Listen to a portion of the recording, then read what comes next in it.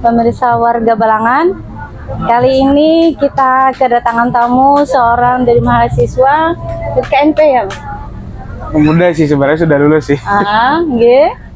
Lebih kepada pemuda dan juga akademisi sih sebenarnya. Iya. Kenalkan nama beliau. Oke, nama saya Abdul Hamid.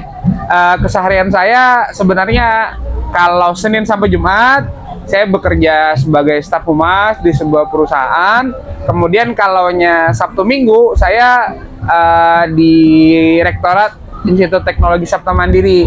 Jabatan saya sebagai Wakil Rektor 3 di sana. Jadi ini merupakan masuk di ranahnya saya. Mengapa saya bilang masuk di ranahnya saya? Karena bagaimana riset, kajian riset ilmiah dan juga berkaitan dengan kerjasama dan lain masuk di bidang kami. Iya. Kalau gitu bisa dijelaskan, Mas, apa aja program dari Kemudan Tia? Kalau sebenarnya saat ini sih saya lebih kepada analisis sih, karena di kepengurusan kami sekarang pun lebih kepada bagaimana melihat potensi pemuda sekarang. Kemudian juga di satu sisi kita melihat masa transisi nih, masa transisi dari masa pandemi dan juga bagaimana kita memulihkan ekonomi nasional. Nah, tapi pemulihan ekonomi nasional ini juga berkaitan dengan bagaimana sih kita menyongsong ibu kota negara, kan, betul seperti itu. Iya, untuk peningkatan ekonominya apakah ada saran untuk UMKM Kabupaten Balangan? Nah, kalau dari UMKM Kabupaten Balangan mungkin ada satu hal yang perlu menjadi perhatian sih sebenarnya, yaitu bagaimana kita menerapkan e-bisnis atau digitalisasi bisnis. Karena sebenarnya di Balangan ini kan karena saya akademisi ya, dan juga saya merupakan seorang dosen, jadi banyak alumni-alumni dan juga mahasiswa-mahasiswa yang tidak kalah mahirnya di bidang informasi dan teknologi. Tentunya mereka memiliki cara bagaimana sih UMKM yang ada ini bisa dikenal bukan hanya oleh warga Balangan sendiri, tapi juga dikenal oleh seluruh masyarakat Indonesia. Misalkan dengan cara membuat website jual beli online yang tidak kalah dengan Shopee ataupun dengan Tokopedia dan lain-lain, ataupun memaksimalkan branding. Contohnya bagaimana sih packing yang baik biar orang tuh tertarik, kemudian bagaimana sih cara promosi yang baik gitu loh biar orang tertarik gitu sih. Iya. Untuk harapannya sendiri untuk UMKM Balangan gimana? Tentunya harapannya adalah terus beradaptasi dan teruslah berkarya dengan apa yang sudah menjadi ciri khas. Contohnya kalau kita punya mandai, kalau sekarang kan, kalau dulu kita cuma makan mandai ya mandai doang kan.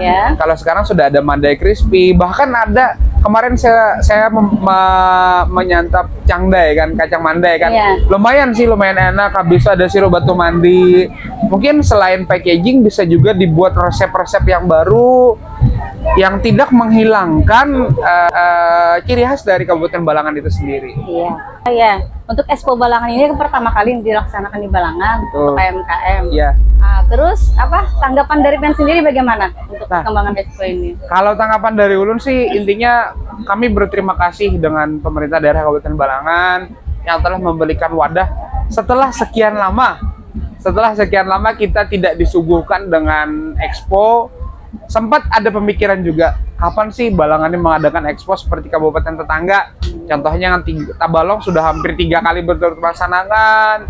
Tapi kita mungkin berpikir kendalanya mungkin karena COVID kemarin ya, dan juga lain dan macam hal yang harus dipikirkan. Akhirnya baru terselenggarakan saat ini. Dan menurut saya setelah sekian lama kita vakum, cukup lumayan bagus sih, Mbak. Terkait apa? Ini kan suasana masih pandemi COVID nih kan? Iya, betul. Terkait adanya kegiatan Expo ini, menurut Anda, bagaimana untuk pengamanannya dari protokol kesehatannya? Ya, sebenarnya lebih kepada kesadaran sendiri sih, Mbak ya. Karena kan kaitannya COVID ini, memang sih kalau berdasarkan informasi yang baru saya terima kemarin, di Balangan pun sudah mulai meningkat kayaknya, tapi lebih dari skala perusahaan saja. Kemudian di Kalsel juga meningkat, di mana-mana juga meningkat. Tapi sebenarnya disinilah kita menekankan yang namanya adalah herd immunity atau imunitas dari diri sendiri itu sendiri. Bagaimana kita vaksin. Jadi pesan saya kepada masyarakat terkait COVID nih, sekalian saya sampaikan juga kan.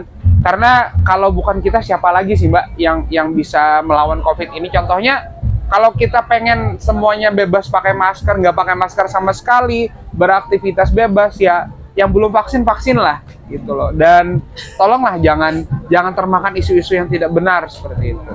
Oke, pemirsa warga Balangan, kita kan sudah mendengarkan apa-apa yang telah dijelaskan oleh KNP Kabupaten Balangan. Sukses dan maju selalu untuk Kabupaten Balangan, khususnya untuk UMKM Balangan. Terima kasih. Siap. Selamat sore. Sore.